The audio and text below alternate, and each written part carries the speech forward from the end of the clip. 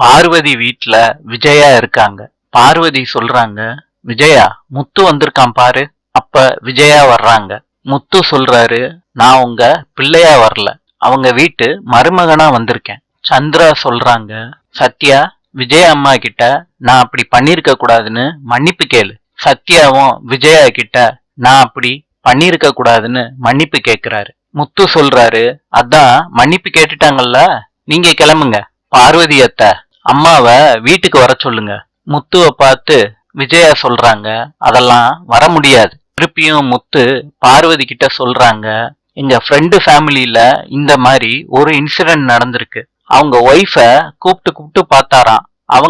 அவங்க ஃப்ரெண்டோட வீட்டுல இருந்து வரவே இல்லையாம். அதனால உடனே டைவர்ஸ் பண்ணிட்டாராம். அதுக்கப்புறம் அவர் ஊர்லயே போய் செட்டில் ஆயிட்டாராம். இத கேட்ட விஜயா அதிர்ச்சியாராங்க. முத்து போனதுக்கு அப்புறம் பார்வதி கிட்ட சொல்றாங்க, அந்த மாதிரிலாம் அண்ணாமலை முடிவு பண்ணிருவாரா?